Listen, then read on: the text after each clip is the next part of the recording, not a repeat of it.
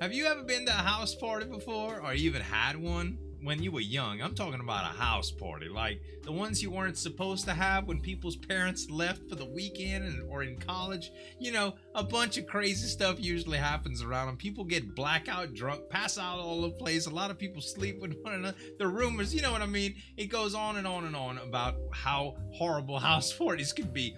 Horror stories about them, on the other hand, could mean all sorts of things. I'm interested to see what this one's about today. It's by Wansee Entertainment, guys. Make sure to subscribe to his channel. Let's get into this animation. True Scary House Party Story Animated. Well, let's read. Back when I was a senior in high school, a buddy of mine's parents went on this anniversary trip down to the Florida Keys for a weekend, leaving him as the sole occupier of their 3-bedroom house.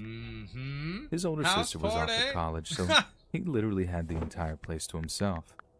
Texting people. So he did what any self-respecting teenager does when faced with that kind of situation. He threw a house party. And not just the kind where 2 dozen or so of your closest friends come over for some drinks. 100. He threw a rager.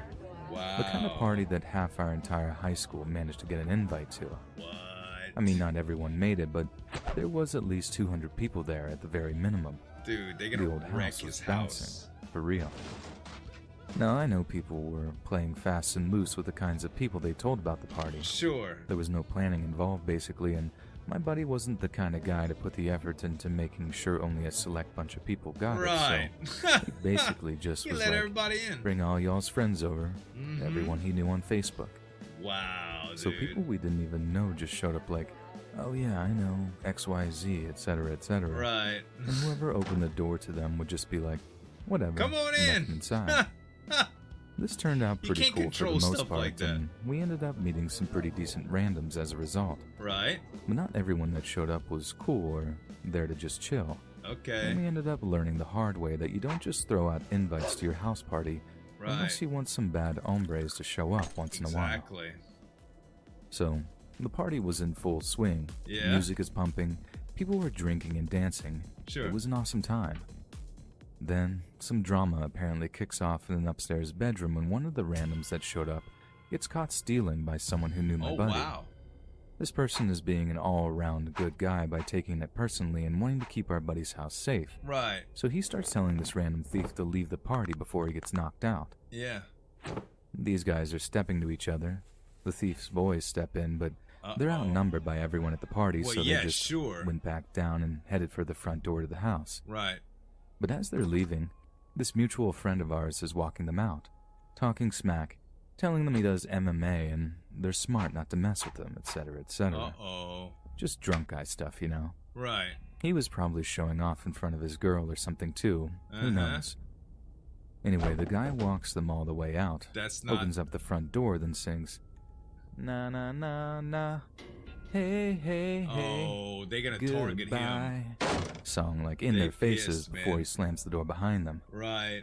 Now, I didn't see this next part, so I'm just telling you guys what I've been told happened. Okay. Apparently the guy stands in front of the door, fists on hips, puffing his chest out in some Superman pose like, of course. Yeah, I kicked these idiots out. Is a knife gonna come through the door? People were literally clapping for the dude like he was some kind of hero, and then out of nowhere, people just start hearing these cracking sounds coming from the street outside. Yeah. Before our hero just slumps to the carpet.